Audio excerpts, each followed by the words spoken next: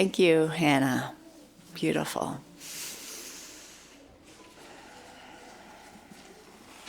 Come, come, whoever you are welcome here.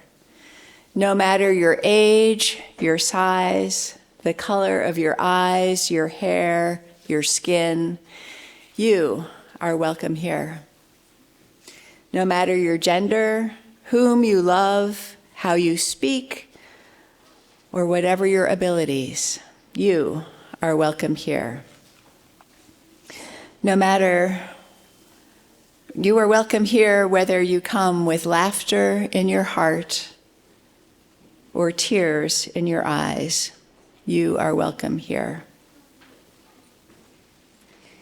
No matter what you have experienced in the past, no matter what awaits you in the future, you are welcome here. Whether you believe in God all of the time, some of the time, or none of the time, you are welcome here. This is a community of open minds, loving hearts, and willing hands. Good morning, and welcome to South Valley Unitarian Universalist Society. My name is Amy Russian. My pronouns are she and her. I am a short, middle-aged woman with reading glasses, and it is my privilege to serve as your worship associate for this morning's service. Our worship leader this morning is our beloved Reverend Lora. All right, I'm Susan Bowman. You all will probably get to know me pretty well. I'm the new DRE. Last week when I was called up, I didn't know the date, but the date is February 22nd for RE kickoff. So it's for any families that have children from 0 to 18. And it's just for us to get to know each other, to go over a few things of what we're going to be doing this upcoming year and over the summer for youth, and just getting to know each other. And I will have food, so not sure what that looks like yet. But yeah, we would love all families to put on their calendar for February 22nd. It'll be right after church downstairs in the social hall around 11:30. So see you then. Let us take a moment now to fully arrive and welcome one another with joy. We encourage you to greet someone you do not yet know. Let us first greet those in our online community by turning and waving at the camera there.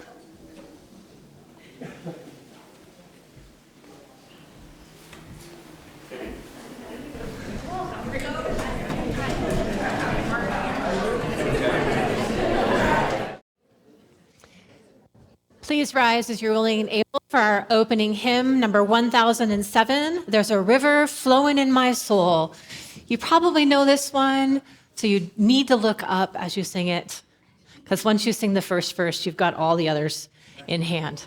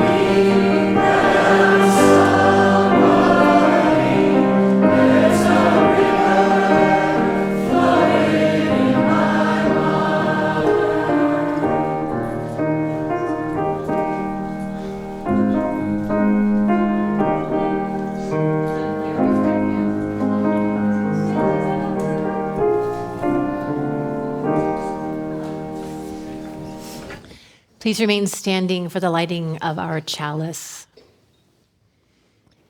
Do we have a youth who's already volunteered to light our chalice this morning? Then it's first come, first serve. Whoever makes it up to the front first can light the chalice. Come on up, Finley.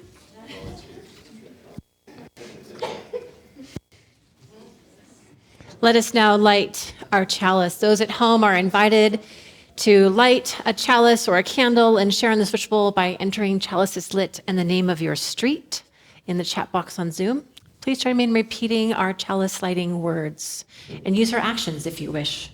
We light this chalice for the warmth of love, for the light of truth, for the energy of action and the flames of resistance. You may be seated.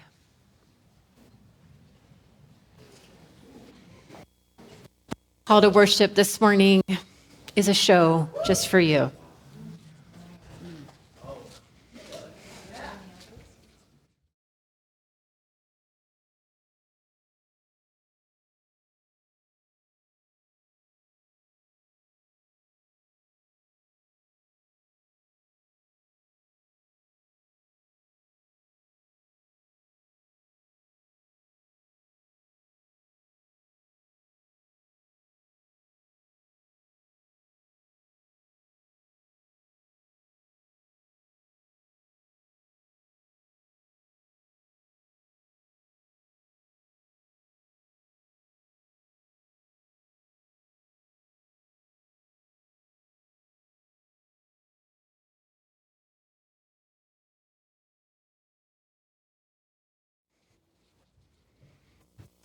So let us worship together in solidarity and in hope for a better day. I am the Reverend Lora Young. My pronouns are she and her, and it is my honor to be the minister of this congregation.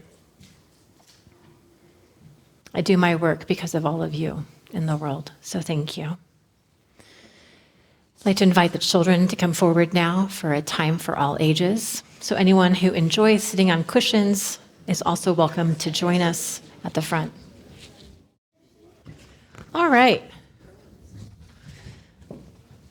How are you doing today? Good. Does everybody have a cushion that wants one? So how many of you have noticed that maybe your parents are a little stressed out sometimes?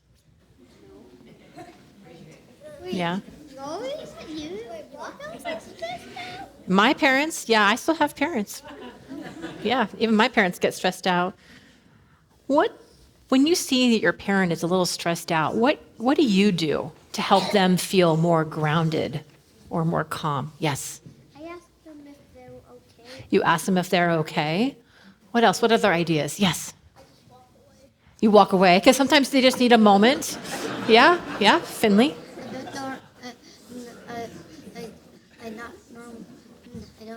I'm not normally there when it happens. You might not know if your parents are upset, because sometimes parents try to sort of keep that on the down low. One more person. Any other ideas? Can you give your parents a hug?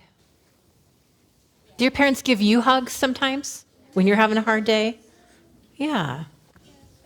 So hugs can be very important when we feel stressed out. I want the parents to remember that today. This book that I picked for you is called Dreamers. It's by Yuyi Morales, and it's a story about a family that came all the way from south of the United States to come live here in the United States. And it starts, I dreamed of you, and then you appeared.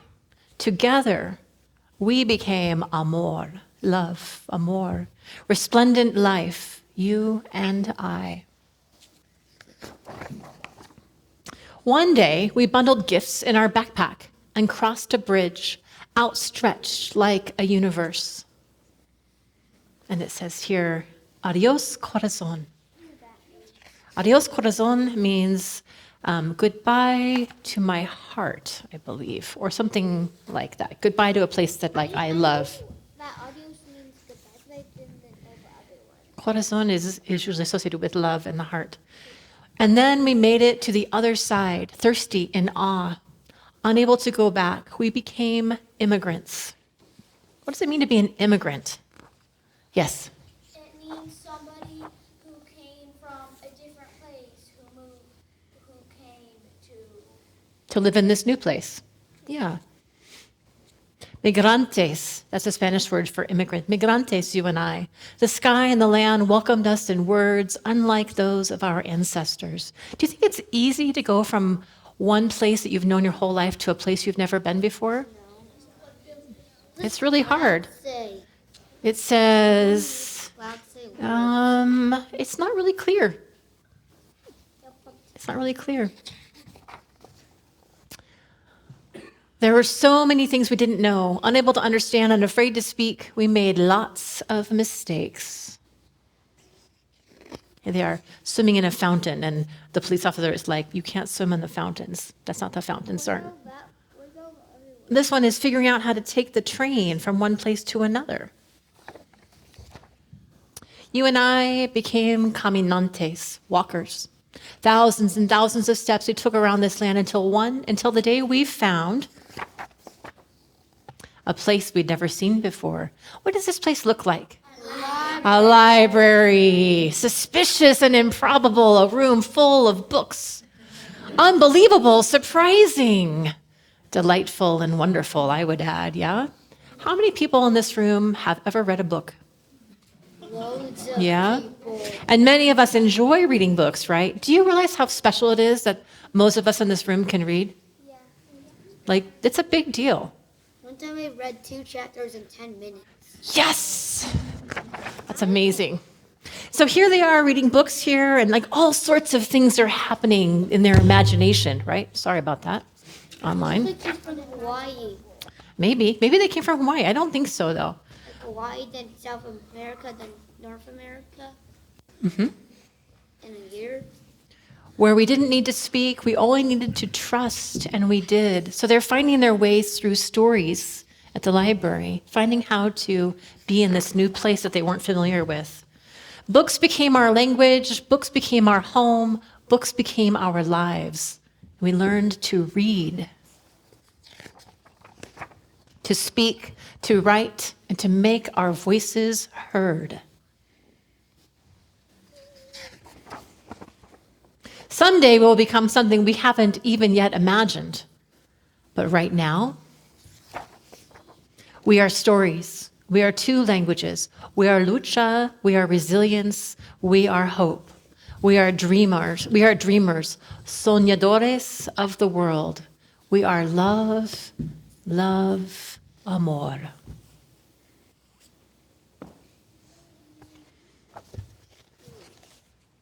What do you think?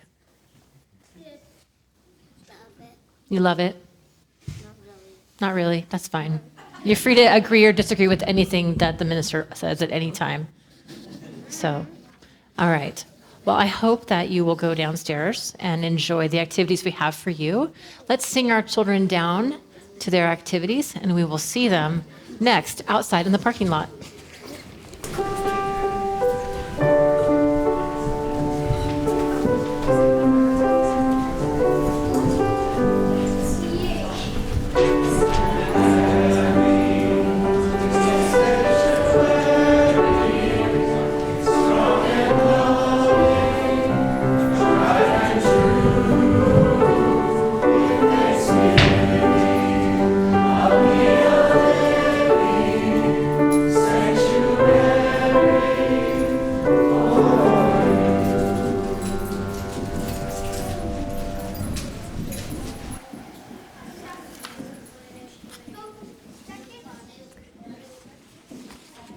This community, our church, and its many ministries are only made possible by the gifts you give of your time, your talent, and your treasure.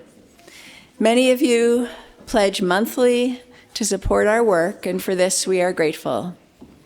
Your gifts help to ensure that we are able to live our values of love and justice for the world outside.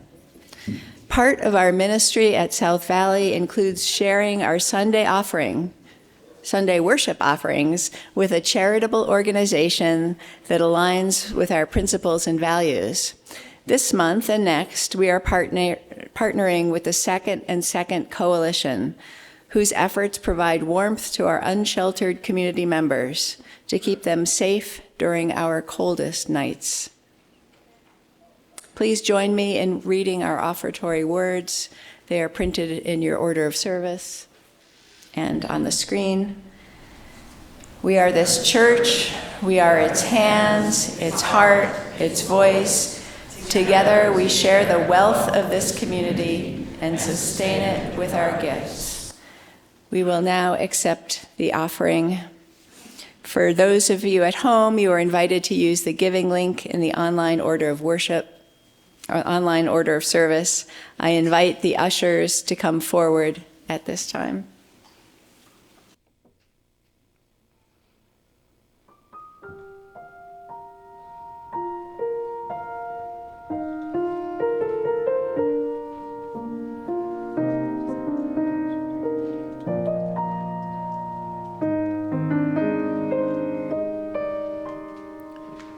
At this table, everyone is welcome. At this table, everyone is seen. At this table, everybody matters. No one falls between. At this table, you can say whatever. At this table, you can speak your mind. At this table, everything's forgiven. There's enough for everyone.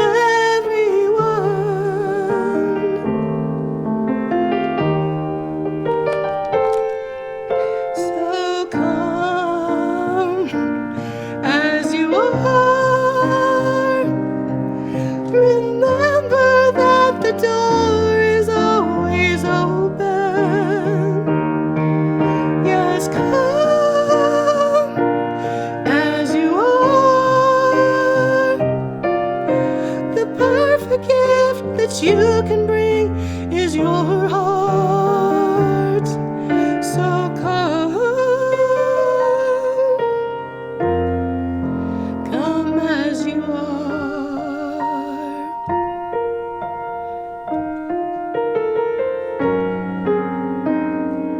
At this table, there will be no judgment. At this table, mercy has a seat. At this table, we're all sons and daughters. There's no place I'd rather be. So come as you are. Remember that the door is always open. Come as you are. The perfect gift that you can bring is your heart. So come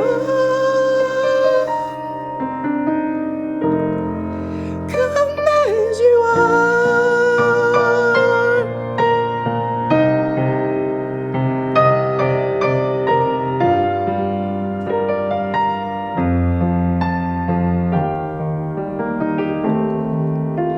At this table, everyone is welcome.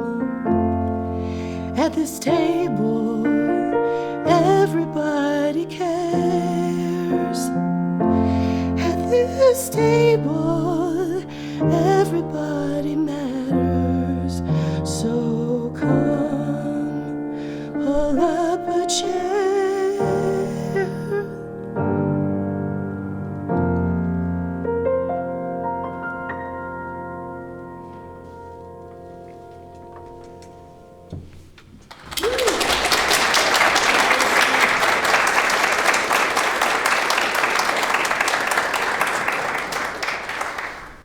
Thank you, Lisi. Laryngitis and all. You have a gorgeous voice.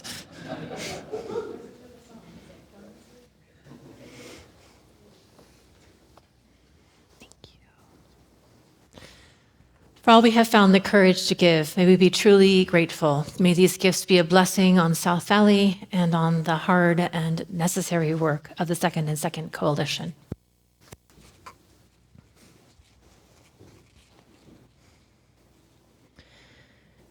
At this time, it seems appropriate that we would take time to do our joys and sorrows ritual, especially the sorrows part today. So we have 2 stations set up, one in the front and one in the back. Amy will be here at the front and I'll be at the back.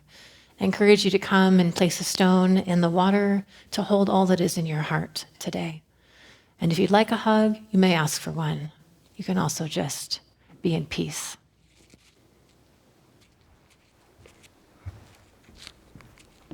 Please come forward as you are willing and able.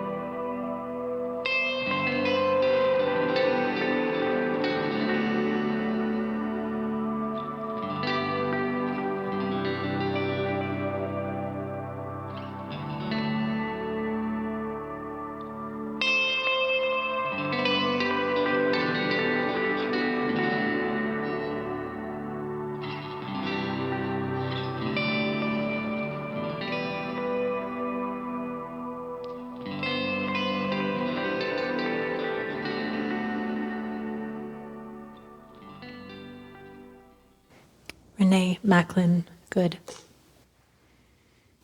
Jeffrey, right. And the gentleman last night, Alex Jeffrey Petty. And for all that remains unspoken in our hearts. Amen.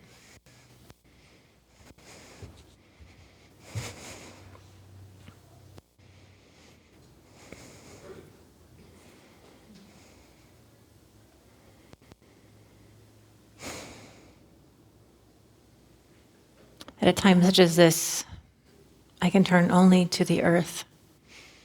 And I found myself turning to this Ute prayer. Join me now in a moment of silent witness and prayer. Holy love, blessed earth, teach me stillness as the grasses are stilled with light. Earth, teach me suffering as old stones suffer with memory. Earth, teach me humility as blossoms are humble with beginning. Earth, teach me caring as the mother who secures her young, and teach me courage as the tree which stands alone. Earth, teach me limitation as the ant which crawls on the ground, and teach me freedom as the eagle soars in the sky. Earth, teach me resignation as the leaves which die in the fall. And then teach me regeneration as the seed which rises in the spring. Earth, teach me to forget myself as melted snow forgets its life. And then teach me to remember kindness as dry fields weep in the rain. Amen.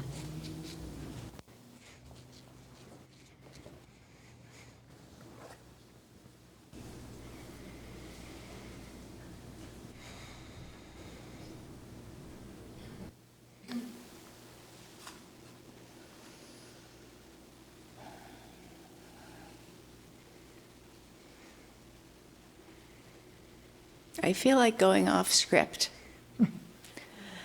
but I'm too chicken, so I'm not going to. There is just a lot here of why I am a Yuyi. And I can't articulate it, but I can certainly feel it. And I appreciate all of you being here. Back to the script. Why am I a Yuyi? I think we could just as easily ask, I can't find my glasses. Okay, this is going to be fun. Why isn't everyone Yuyi? And maybe deep down, most people are. I mean, the values and principles are fundamental to being a decent human being. Here's a reminder of the reworked Yuyi values that came up in 2024. Interdependence, pluralism, justice, transformation, generosity, and equity, with the reminder that love is at the center of everything we do. I didn't think this would happen. It is my hope and wish that everyone holds these values. They are so universal. I can think of many leaders throughout history that we respect who embodied these values and indeed who succeeded because of them, even if they were not labeled Unitarian Universalists. I came across in the past few days a reading from Mary Oliver, and I think it's relevant now. It's from her book, Winter Hours. I was touched by the way it incorporated so many of our beliefs, from the connectedness of all things to the worth and dignity of all. She writes, I would say there exists 1,000 unbreakable links between each of us and everything else, and that our dignity and chances are one. The farthest star and the mud at our feet are a family. And there is no decency or sense in honoring one thing or a few things and then closing the list. We are each other's destiny. I could stop my reflection there, but I'd like to fill it in a little bit with some of my own story. I have been Yuyi since birth, which means that certain beliefs and ways of being are deeply embedded in me. But there was still a journey involved that I would like to share. Before I start, though, I would like to know who else was raised Yuyi. Please raise your hand. And all our children downstairs. Yes. Hallelujah. I am grateful that I did not have to struggle too hard in my faith journey, and I applaud those of you who come here by choice or curiosity or are still discerning. Finding a faith tradition that checks all your boxes can be a challenge. And when you find something that fits, it can feel like coming home. My own story begins with my first-generation Armenian American parents. They attended the churches of their forebears. One was Armenian Orthodox, and the other was Armenian Protestant. When my parents got engaged, they decided that neither of those faith traditions were really working for them, and they discovered Unitarianism. They were so excited and stimulated and moved. It was everything they were looking for. It was intellectual, it was justice-oriented, it valued all humans, it was for searchers. I was dedicated in 1962, about a year after the Unitarians and Universalists merged. I was 1 year old at the time. I still have the gift I received during that ceremony. Here it is, a King James Bible with my name embossed in gold. My formative years were in the Boston suburbs, where Unitarian roots run deep. Think Emerson, Thoreau, Louisa May Alcott, and more. And our family went to First Parish Church in Lexington, Massachusetts. We attended regularly until I was 7, when my grandparents moved out of state. After that, we visited them every weekend, so I missed out on formal churching. However, every summer, my family went to Star Island, a UU conference center off the coast of New Hampshire. The best way to describe it is kind of like a family camp. The same families would return year after year, and many still do. The slogan was, and remains, Star Island is our spirit's home. As an adult, I lived in Wyoming for 30 years, and the closest UU congregation was over 200 miles away. So I enriched my spiritual life with a mixture of religious traditions. I sang in the Catholic and Presbyterian church choirs, participated in 3 different Buddhist sanghas, and got daily readings from numerous writers and theologians. I felt firmly multi-faith, or as described by Buddhist teacher Thich Nhat Hanh, like a fruit salad. 5 years ago, when I applied to divinity school so I could become a chaplain, I contacted my late father's UU minister in Florida. He, too, had had a career change late in life. He described himself as a mystical humanist, and I was reassured to know that UUs embraced that. To be eligible for board certification as a chaplain, though, I needed to have a faith tradition. I considered humanist, Buddhist, and Christian options, but I still wanted a bigger tent, a more inclusive approach.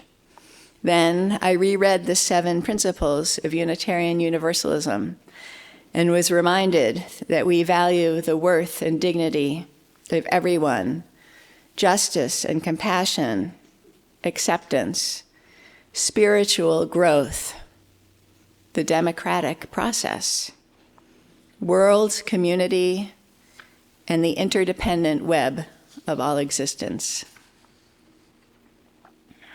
For me, Mary Oliver captured the essence of our principles in her phrase, 1,000 unbreakable links. And so it was a mix of relief and joy to realize that my home faith, Unitarian Universalism, aligned with my current spiritual needs. This non-creedal, non-prescriptive faith tradition fits me as much now as it always has.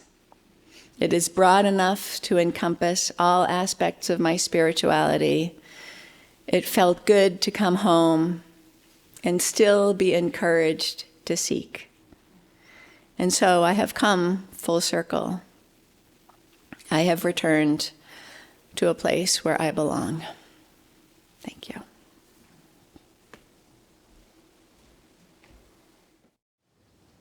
So yesterday afternoon, I wrote a beautiful sermon about what it means to be a Unitarian Universalist and how we are uniquely qualified and situated to answer the call to love more deeply now than ever before.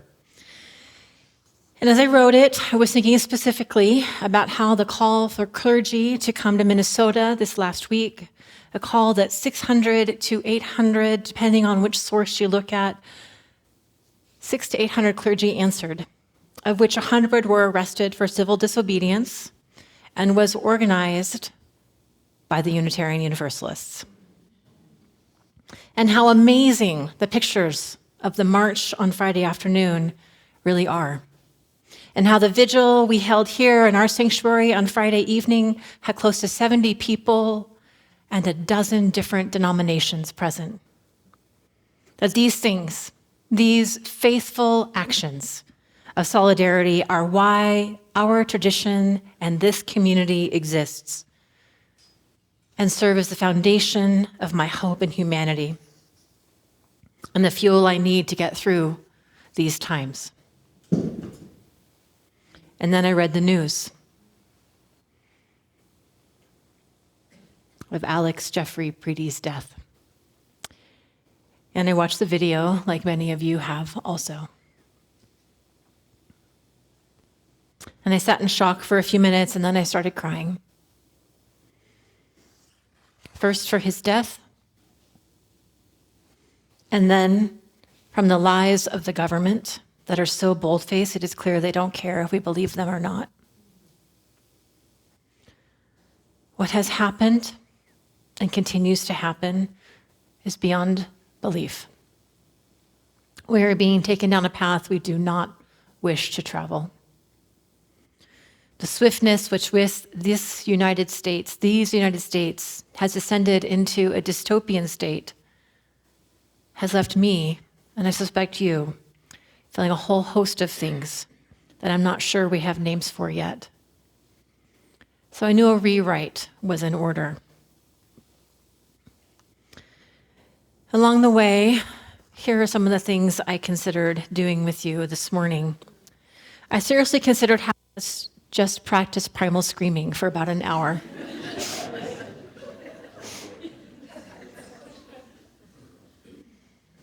I also thought that perhaps my sermon can be summed up in just 2 words. The first word beginning with the letter F and containing 4 letters only, and the second word being ice. And I thought about just offering whiskey communion.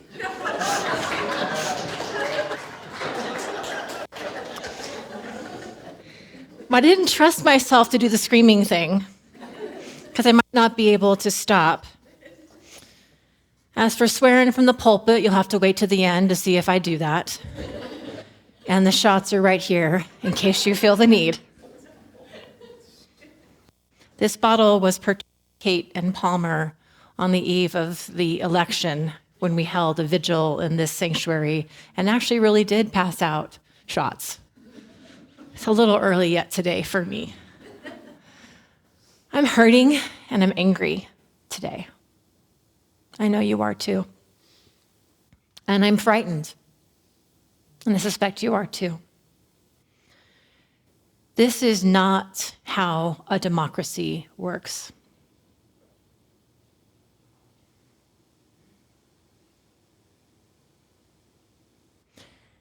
And yet here we are. And here we are in this community choosing to be together this morning. Probably because you either had to be here for a committee meeting or because you knew that there was no better place to be. And let's talk about why that second part is true. Why church matters right now. Why this church, a Unitarian Universalist church, matters right now, and how it can help us find our way through. To go back to that, I will remind you that we are a religious community in the sense of that Latin root of religion, which is related to ligament and contains a sense of binding togetherness for the purposes of staying or renewing connection to self, others, and the wider world that we are a part of. So the religious life is a practice of renewing our bonds with one another and the rest of humanity and the rest of creation. And while in more typical times, this can feel like a more personal or even a family decision about how you wish to enrich your life, because it feels good. It feels good to be engaged in service to the world and to one another. And it can be a source of support when things like illness or death enter our lives. I think that is changing day by day underneath us. I'm beginning to understand that church is incredibly relevant for the reason of facing tyranny together. Because we cannot face tyranny by ourselves. It is not possible. But because many of us in this room have had the privilege of living in a stable democracy and have enjoyed many unearned privileges, such as citizenship, access to education, strong health, or an able body, to name just a few of the kinds of privileges that are experienced in this room, church had seemed perhaps optional or nice to have. And I think that is changing.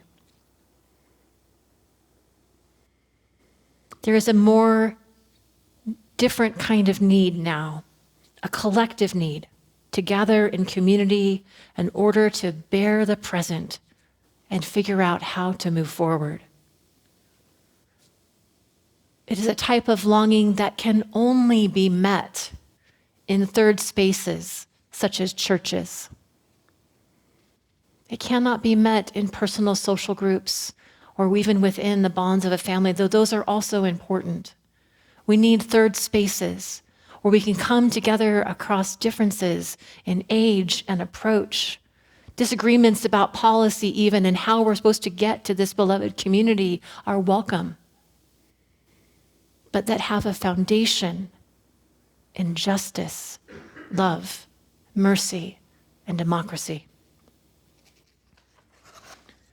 We are living in a time when libraries and national parks are being defunded. And that is shrinking our ability to have places to gather that are free or at least very inexpensive, and where the whole point is really just to gather. So church can be a bastion in a time such as this, where we can gather freely within the Unitarian Universalist tradition, which is a free church movement. And we can continue to be a place of gathering. And I believe that we are uniquely qualified. That stayed from the first sermon to the next one. I believe that we are uniquely qualified to meet the longing and the need of the world right now. Because Unitarian Universalist communities have in their DNA a responsiveness to the world's suffering that has always led us to compassionate advocacy and action. We are a faith tradition rooted in justice and love. And while that is not unique to us, our approach via theological diversity and pluralism really is. As a creedless community, we have grounded ourselves in covenant with one another rather than an external source of God.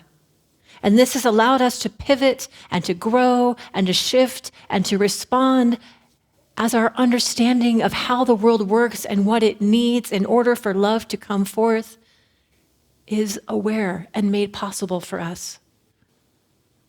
We are part of the body of humanity that understands that if we are to move from harm towards justice, we must do so with an open and loving sense of the fullness of our humanity. And we must forever draw that circle wider and wider and wider, leaving nobody out. Our advocates from the past have demonstrated the path forward for us, from the Theodore Parkers and the William Ellery Channings of the world to Ralph Waldo Emerson, David Thoreau, Dorothea Dix, Olympia Brown, to John Muir, and our beloved Mary Oliver. We have within us what it takes to face this current context. It matters what we do now, and it matters that we do it with a Unitarian Universalist heart. For a small denomination, really so few of us in the history of the world, right? Compared to the Catholics or the Protestants of the world. For such a small denomination, though, we have always had an outsized impact. Every place that you find justice work going on, you are likely to find at least one, if not a couple dozen, Unitarian Universalists involved. And often Unitarian Universalists are helping to lead. I will remind you that our Unitarian and Universalist predecessors faced down slavery. You think that was easy? No. They faced down slavery. They faced down segregation. They faced down Jim Crow's laws. And they faced down the idea that marriage was between only one man and one woman. We are made of stern stuff, beloveds. Our predecessors, and now us, have been at the front lines of every movement for justice there has ever been. From disability rights to clean water and air, from marriage equality to trans rights, labor organizing, gun law reform, and every other aspect of justice in between. We have not done this perfectly either. Our work to do reconciling with our Black and brown neighbors has been full of mistakes. And yet we keep showing up and trying to do better. And we're going to continue that around here, right? Yeah. I'd like to share with you, beloveds, that we are absolutely terrifying when we get organized. For over 2,000 years, Unitarians and Universalists have been showing up, speaking truth to power, and getting shit done. And we're going to keep doing it. We have at the center of our tradition a commitment to self-governance that hails from 1648. Bet you didn't know that. It's called the Cambridge Platform. If you want to Google that right now, you can on your phone. It's okay. So we have been doing democracy from long before there was an official United States of America. And that Cambridge Platform, of course, was drawn from sources even earlier. Think the Magna Carta from 1215, and even way back into the Gospels, when that rebel of a rabbi named Jesus dared to speak up to the Roman Empire and say, I am going to ride a donkey through the king's gate. And then he was crucified for it a week later. We have known as a people a very long time the importance of self-determination and self-governance. So whether you have been a Unitarian Universalist your whole life, or today is your first Sunday ever, welcome. We are a fierce and ready people, fueled by compassion and a commitment to justice. We have so much love and so much stick-to-itiveness, and we can rely on that to get us through this time. I almost feel sorry for the tyrants, for the ways in which they picked on Minnesota. For they are a people who know how to move and work in sub-zero temperatures. And they are also home to one of the largest Unitarian Universalist congregations in the United States, as well as a foundational place for union organizing and racial justice work. Perhaps they expected that they would roll over and away. They are finding out differently as we speak. We are made of similar stuff here in Utah. I'm a seventh-generation Californian.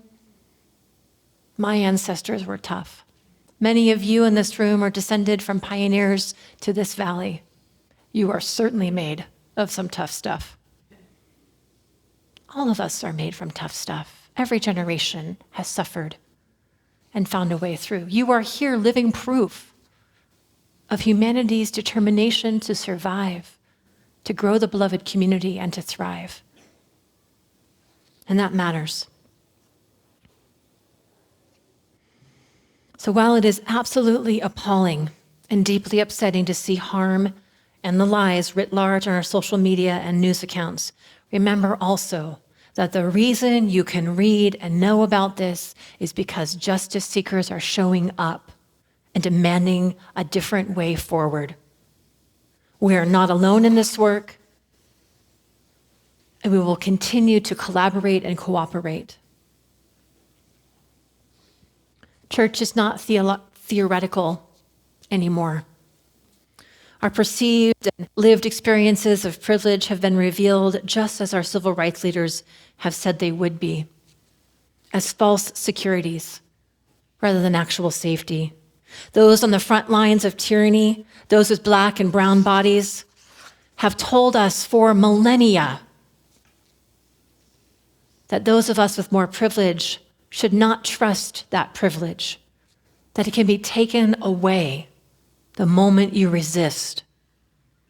And they have pleaded with us to collaborate with them to create actual safety by doing the work of deconstructing the systems of harm that privilege some bodies over others. We as Unitarian Universalists have been working diligently alongside all of our partners for hundreds of years to bring about that beloved community, and we will continue to do so.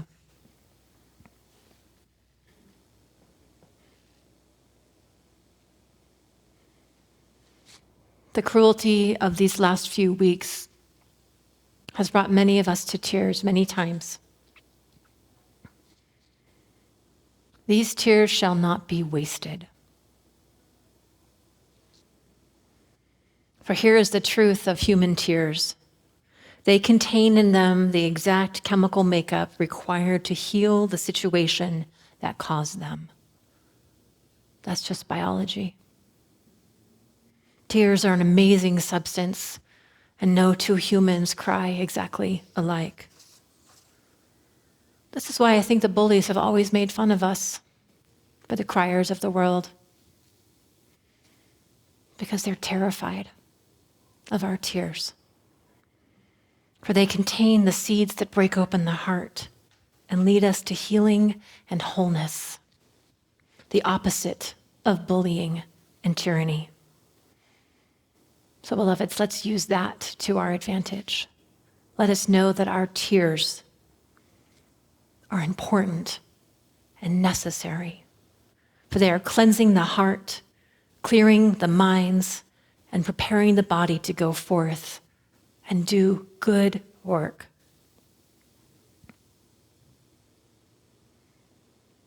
The body of humanity needs us to show up and respond.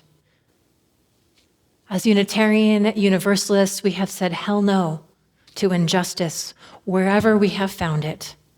And then we got to work to reduce and resolve suffering, advocate and build, sustain and celebrate the beloved community whenever and wherever it has broken out. So, to all the tyrants terrorizing our streets just now, hear this. We see you. We know what you are. And while we feel afraid, and there are tears in our eyes, our voices are loud and clear. Hear this now, with all its holy rage. Get your hands off of us. Get the out.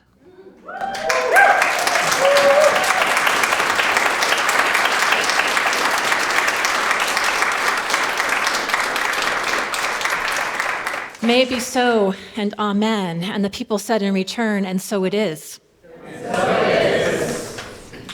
I will not swear from the pulpit normally, I promise. Let us sing.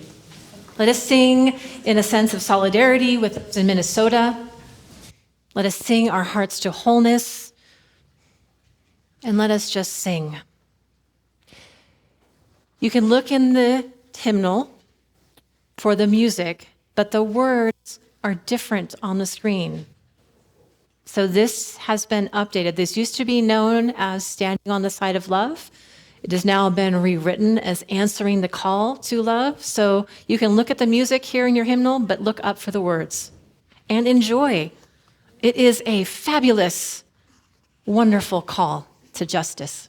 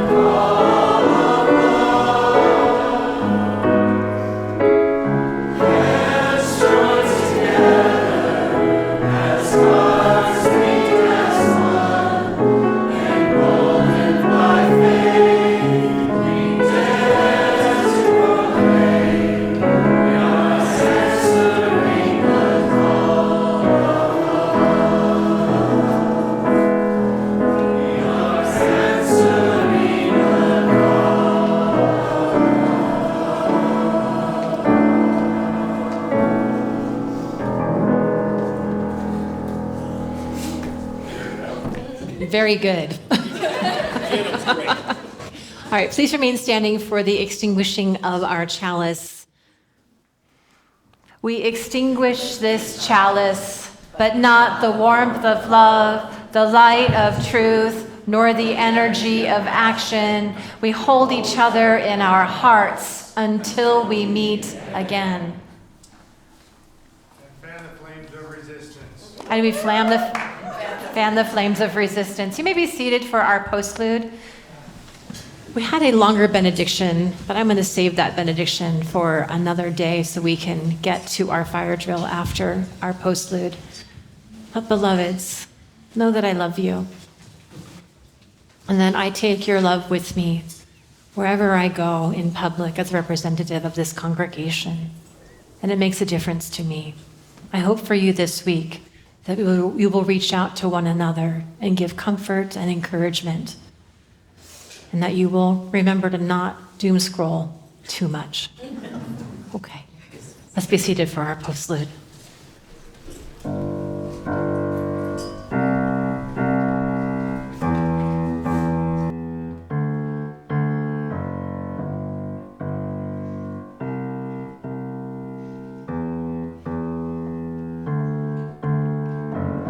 If you were falling, then I would catch you.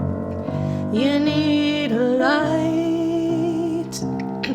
I'd find a match, 'cause I love the way you say good morning. And you take me the way I am. If you are chilly, here, take my sweater. Your head is aching. I'll make it better, 'cause I love the way you call me baby.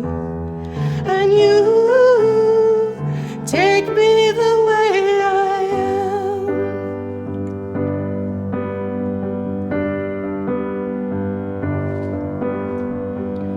I'd buy you Rogaine when you start losing all your hair, so I